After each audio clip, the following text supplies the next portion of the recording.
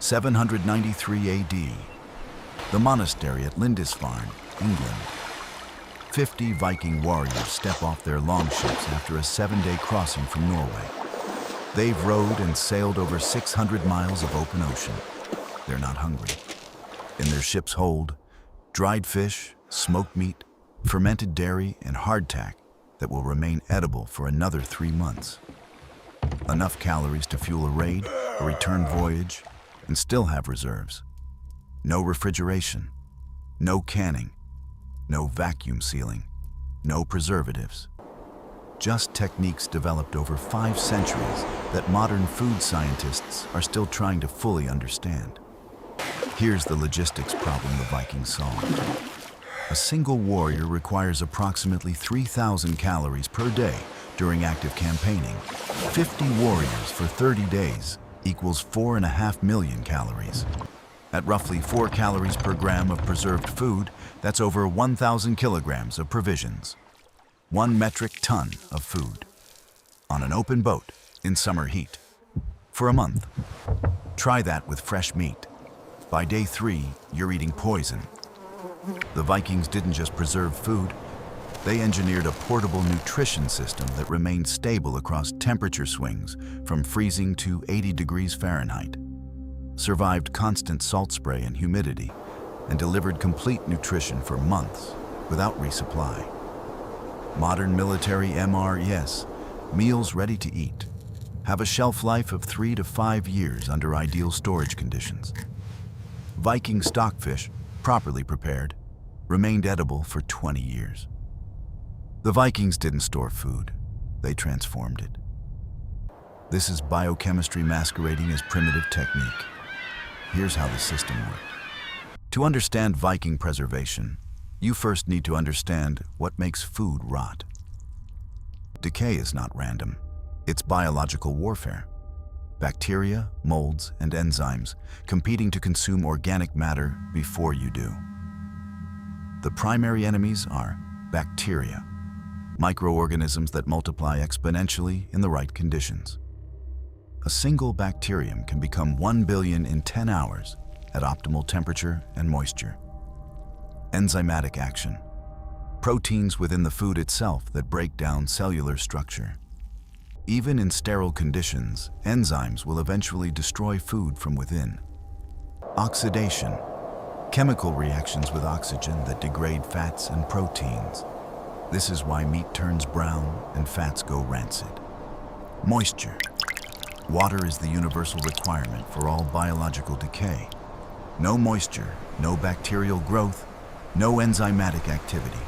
Severely reduced oxidation. The Vikings attacked all 4 vectors simultaneously. They didn't know the word bacteria. They didn't understand enzymatic chemistry. But they understood cause and effect across generations of observation. Certain processes stopped food from rotting. They refined those processes until they worked perfectly. This is sophisticated biochemistry masquerading as folk tradition. The water activity principle. Modern food scientists measure water activity, the amount of moisture available for biological processes, scaled from 0 to 1.0. Fresh meat has a water activity of 0.99. Bacteria thrive above 0.91. Below 0.60, almost nothing grows. The Vikings had 5 methods to reduce water activity below the danger threshold. Method 1, air drying, stockfish, the signature Viking preservation technique. On a raw fish, typically cod, haddock, or ling, hung outdoors in cold, dry, windy conditions for 2 to 3 months. The process required specific environmental parameters. Temperature, between 28 and 40 degrees Fahrenheit. Too warm, and bacteria grow faster than moisture escapes.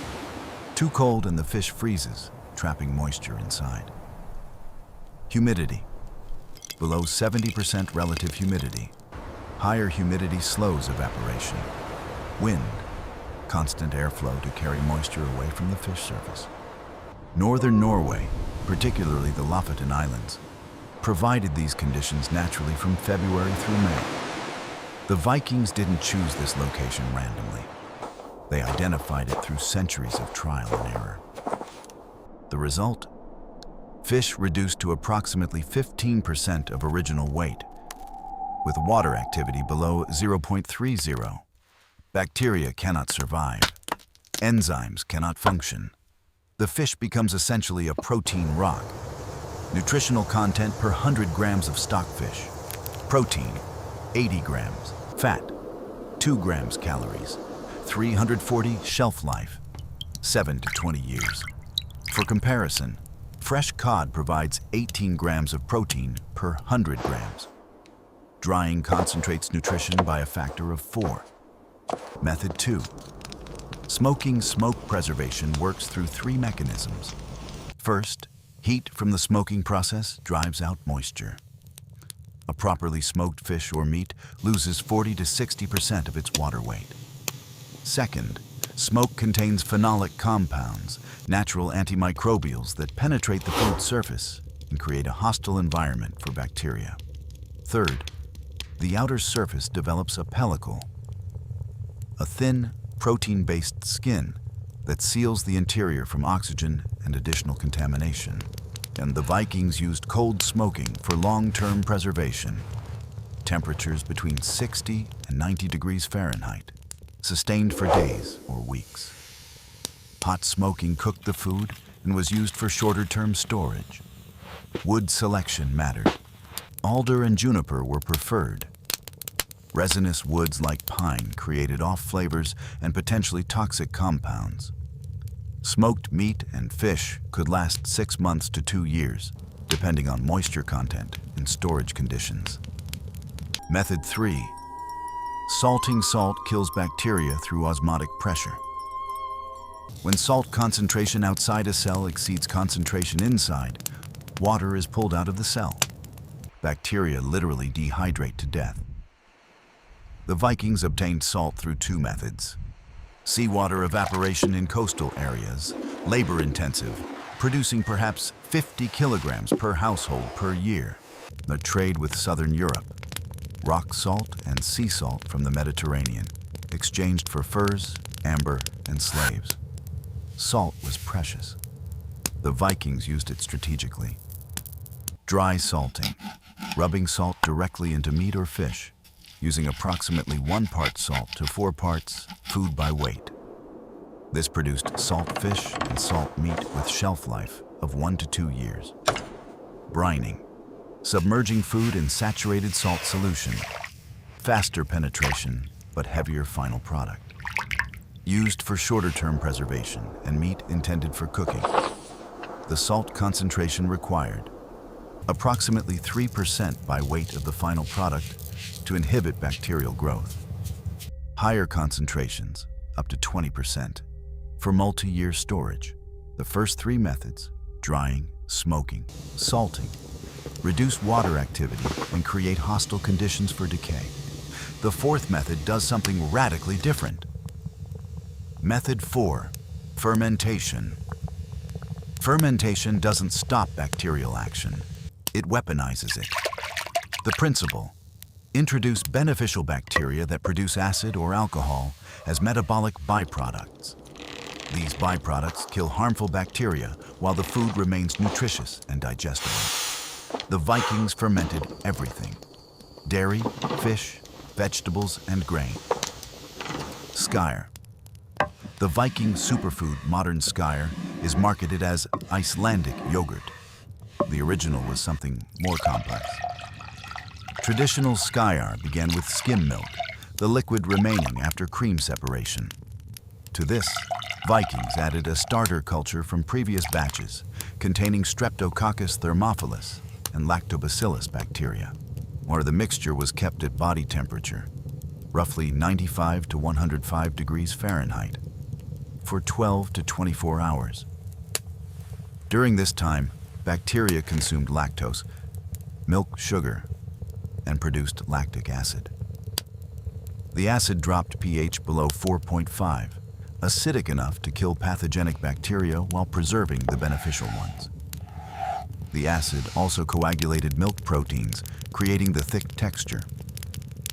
Final product nutrition per 100 grams: protein, 11 grams, fat, 0.5 grams, calories, 60. Probiotics, billions of beneficial bacteria. Skyr could be stored for weeks at cool temperatures. Mixed with water, it created a nutritious, probiotic beverage. Mixed with dried berries, it provided a complete portable meal. The Vikings carried Skyr on voyages, not just as food, but as medicine. When the probiotic bacteria aided digestion and prevented intestinal infections. Common killers on long journeys. Soured butter, fat that won't die. Fresh butter spoils within days at room temperature. The fats oxidize, bacteria proliferate, and the result is rancid and potentially toxic. The Vikings solved this by souring butter before storage. Process. Fresh butter was worked to expel all milk solids, the protein components that bacteria need to survive. The pure butter fat was then mixed with salt and a small amount of soured milk or whey. The lactic acid bacteria colonized the butter surface, producing acid that prevented other bacterial growth. The result? Butter that remained stable for 6 months to a year without refrigeration. Archaeological evidence from bog butter deposits, ancient butter buried in peat bogs, some over 3,000 years old, shows that fermented butter can theoretically last indefinitely in anaerobic conditions. The Vikings buried surplus butter in bogs as emergency reserves. Some of it is still chemically stable today. Hakarl, extreme fermentation, the most notorious Viking preservation method. Greenland shark meat is toxic when fresh. The flesh contains high concentrations of urea and trimethylamine oxide, compounds that cause effects similar to extreme intoxication. The Vikings discovered that fermentation neutralized these toxins. Process. Shark meat was buried in sand and gravel for 6 to 12 weeks. The pressure expelled fluids while natural bacteria broke down the toxic compounds. The meat was then hung to dry for several months. The result? A pungent, ammonia-scented protein source with a shelf life measured in years. Modern food scientists have analyzed Hakarl and confirmed the biochemistry. Fermentation converts trimethylamine oxide to trimethylamine, still pungent but not toxic. Urea breaks down to ammonia, which partially evaporates during the drying phase. The Vikings turned poison into provision. Method 5, burial and anaerobic storage. The final preservation vector, eliminating oxygen. Buried food experiences dramatically reduced oxidation. Anaerobic bacteria, those that thrive without oxygen, produce different metabolic byproducts than aerobic bacteria. Many of these byproducts are acidic, further preserving the food. The Vikings buried meat, fish, butter, and grain in pits lined with birch bark or animal skins. The burial environment maintained cool, in stable temperatures while excluding oxygen. Grain stored this way remained viable for planting and eating for 3 to 5 years. Meat and butter, as noted, could last indefinitely. The integrated system. Here's what makes Viking preservation sophisticated. They didn't rely on single methods. A typical preserved fish might be gutted and cleaned immediately after catch, reducing enzymatic action, salted heavily for 48 hours, killing surface bacteria, starting dehydration. Rinsed and hung for cold air drying for 2 months, reducing water activity to 0.30. Smoked lightly before long-term storage, adding antimicrobial compounds and sealing surface. Stored in cool, dark, dry conditions, preventing oxidation and temperature cycling. 5 preservation vectors applied to one piece of fish. Redundancy upon redundancy. In that balance between complexity and reliability, they made their choice. If you're starting to see Viking food preservation as industrial-scale biochemistry, you're understanding why they dominated Northern Europe for 3 centuries. Subscribe, because we're about to cover the storage architecture that made this system work, and the failure modes that could kill entire settlements. Even perfect preservation fails without proper storage. Preserved food is only as good as its storage environment. The Vikings engineered specific structures for food storage that applied the same systems thinking as their preservation methods. The stabber, elevated storehouse. The signature Viking storage building, a small wooden structure raised on posts or stone pillars, typically 3 to 6 feet off the ground, and the elevation served multiple purposes. Pest exclusion. Rodents and insects have difficulty climbing smooth vertical surfaces. The posts were often ringed with metal or stone collars that prevented climbing. Air circulation, cold air sinks, warm air rises. An elevated floor allowed continuous airflow beneath the structure, maintaining lower internal temperatures than ground-level buildings. Flood protection. Snowmelt and rain couldn't penetrate an elevated structure. Moisture, the primary enemy of dried foods, stayed below. The stabber walls were typically log construction with deliberate gaps between logs. This seems counterintuitive. Wouldn't gaps let pests in? The gaps were sized precisely, large enough for airflow, small enough to exclude rodents. Typical gap, 1 to 2 centimeters. This maintained the low humidity essential for stockfish storage, while preventing animal intrusion. Archaeological studies of surviving stabber structures show interior humidity averaging 20 to 30% lower than ambient conditions, the result of constant ventilation and elevated positioning. The root cellar, underground storage for foods requiring cool, stable temperatures, butter, cheese, fermented products. The Vikings dug underground chambers. The physics, below approximately 4 feet of depth, ground temperature remains nearly constant year-round. In Scandinavia, this temperature ranges from 35 to 45 degrees Fahrenheit, depending on latitude. Root cellars provided temperature stability, no freezing in winter, no warming in summer. Fermented products maintained consistent bacterial activity. A humidity control. Underground air is naturally humid, 60 to 80% relative humidity. Perfect for cheeses and fermented dairy that require moisture to prevent surface cracking. Darkness. Light accelerates oxidation and can trigger unwanted chemical reactions in fats. Underground storage eliminated light exposure entirely. The Vikings lined cellar walls with stone or birch bark to prevent soil contamination. Drainage channels directed groundwater away from the storage area.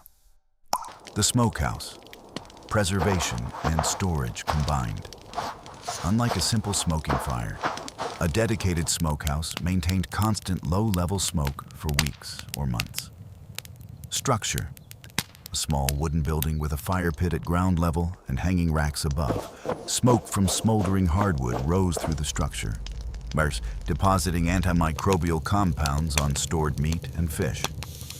The continuous smoking served dual purposes: active preservation of fresh items and maintenance smoking of already preserved items. Even fully dried stockfish benefited from periodic smoke exposure, which renewed the surface antimicrobial layer. Ventilation was carefully calibrated. Too much airflow and the smoke escaped without contacting the food. Too little and the fire smothered or temperatures rose too high.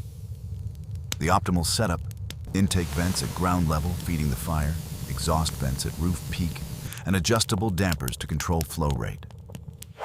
Viking smokehouses had all 3 features. The ice house, summer cold storage.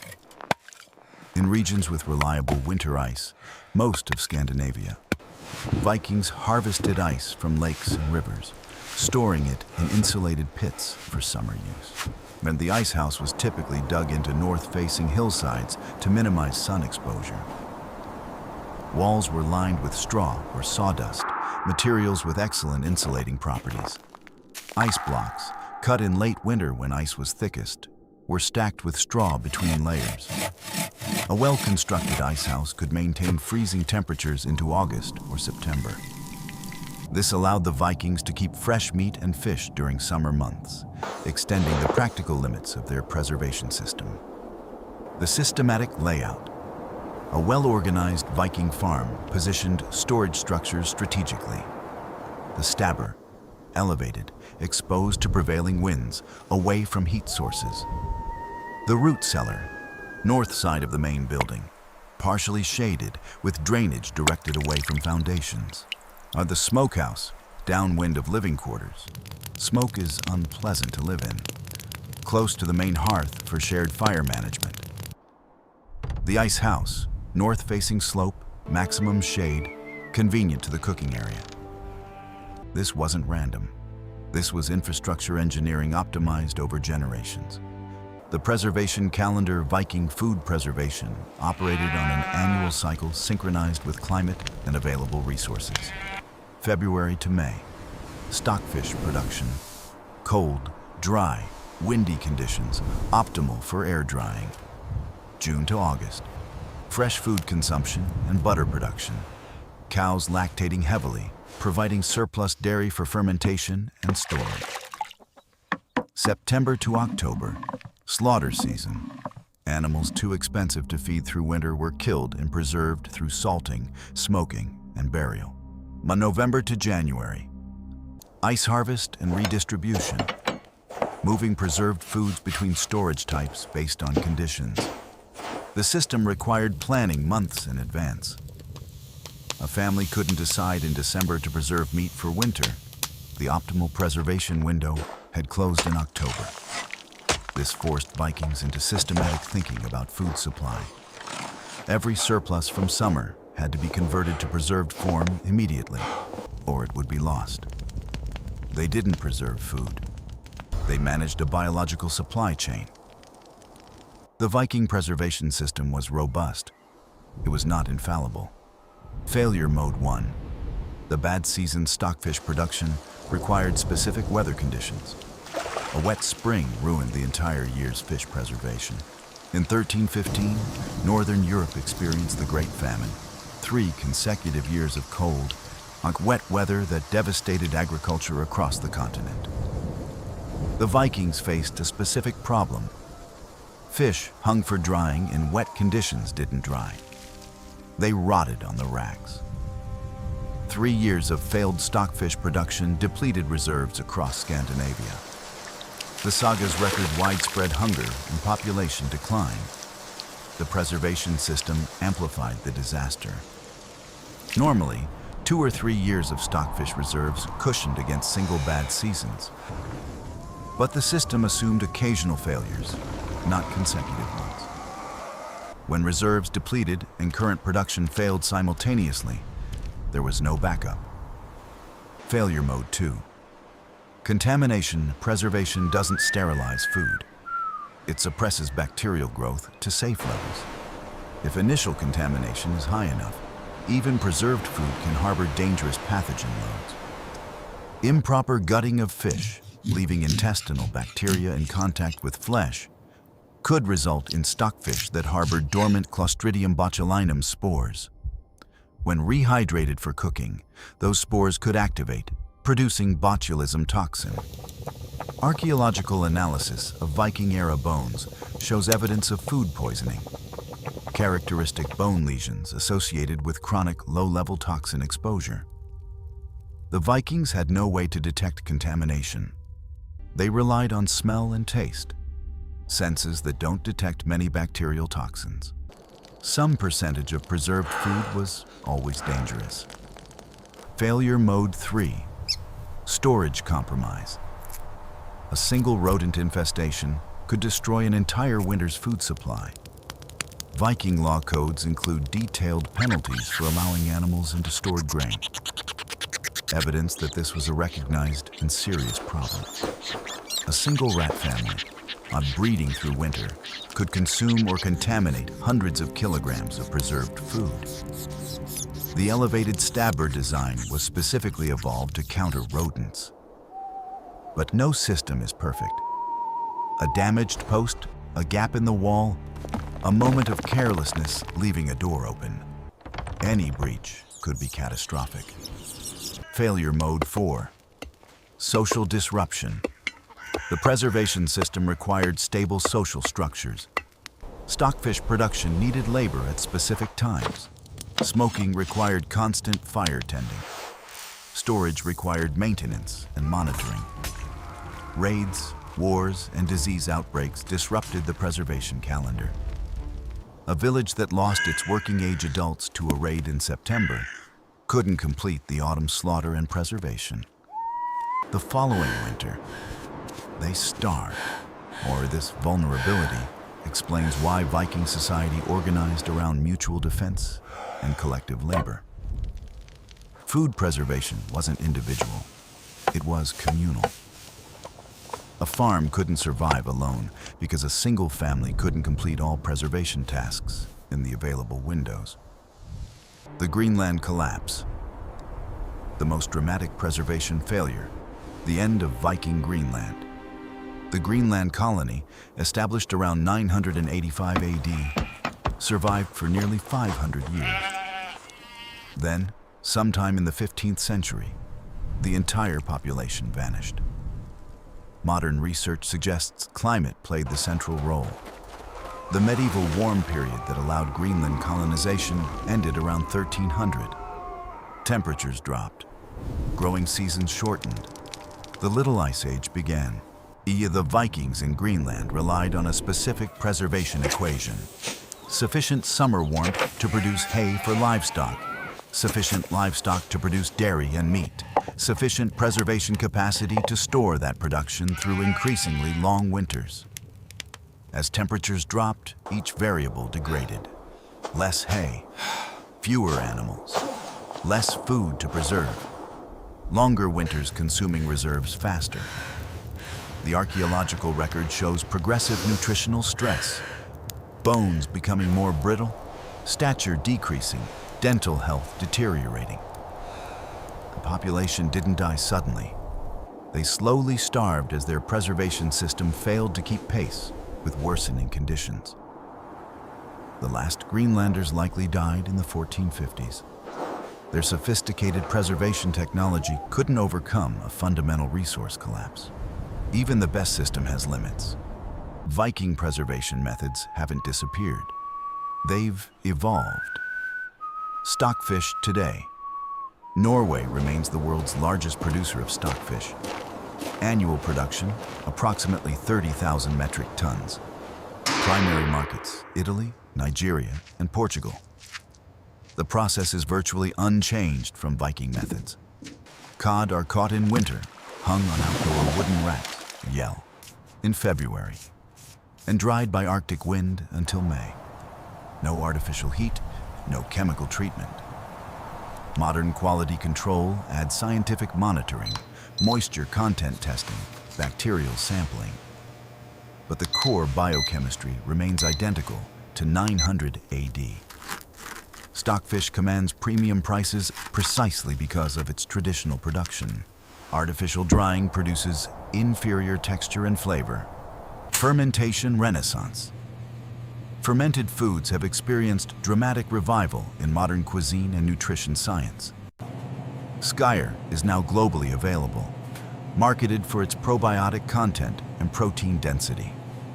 The same bacterial cultures Vikings used are now mass-produced for commercial fermentation. Hakar remains a specialty food in Iceland, controversial but culturally significant. Food scientists study its fermentation process for insights into detoxification of other naturally poisonous foods. The broader principle, using controlled bacterial action to preserve and enhance food, underlies modern probiotics, sauerkraut, kimchi, and fermented beverages worldwide. Emergency preparedness. The modern prepper movement has rediscovered Viking preservation principles. Salt-cured meats require no electricity. Air-dried fish stores indefinitely without refrigeration. Fermented vegetables provide nutrition and probiotics without canning equipment. In an era of increasing grid vulnerability, as demonstrated by events like the Texas freeze of 2021, traditional preservation offers resilience that modern refrigeration cannot. A household with Viking-style preserved foods can survive weeks without power. A household dependent on freezers and refrigerators becomes vulnerable within days. What we've lost. Modern food systems prioritize convenience over resilience. We've traded shelf-stable preserved foods for fresh foods requiring constant refrigeration. The average American household stores perhaps 3 to 5 days of food at any time. A Viking household stored 6 to 12 months of food as standard practice. While we've gained variety and convenience, we've lost the buffer against disruption. The Vikings understood something about food systems that modern societies are beginning to relearn. Preservation isn't about individual meals. It's about survival through uncertainty. A Viking farmer standing over a rack of drying cod in March knew something about the following winter. He knew that the fish on this rack would become meals in November, that the work of today would sustain life 8 months from now, that every fish hung properly was another day his family wouldn't starve. He didn't have a freezer. He didn't have canning jars or vacuum sealers or nitrogen flush packaging. He had wind, salt, smoke, acid, and time. He had biochemistry he couldn't name and processes he couldn't explain. Like he had 5 centuries of accumulated knowledge about what worked and what killed. And he had the understanding that food preservation wasn't a technique. It was a system. Drying alone wasn't enough. Smoking alone wasn't enough. Storage alone wasn't enough. Every element supported every other element. Failure at any point cascaded through the entire chain. The fish had to be caught at the right time, gutted immediately, salted correctly, hung properly, dried completely, smoked periodically, and stored carefully. 9 steps. Any single failure could mean poison, rot, or starvation. Modern food technology has solved most of these problems through brute force. Refrigeration makes timing irrelevant. Pasteurization makes bacterial load irrelevant. Global supply chains make local failures irrelevant. Until the power goes out. Until the supply chain breaks. Until the systems we depend on stop working. Then the old questions return. How do you keep food edible for months without electricity? The Vikings answered that question.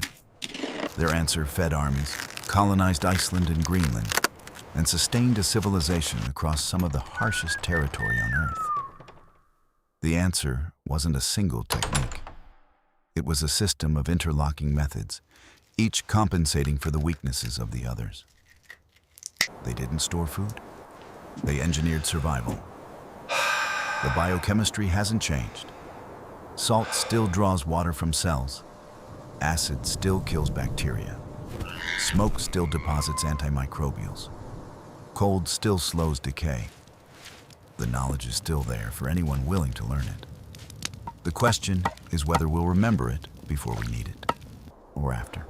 But if you want to see how Vikings applied this same systems thinking to construction, building houses that stayed warm for days without any heating, watch the video on screen now.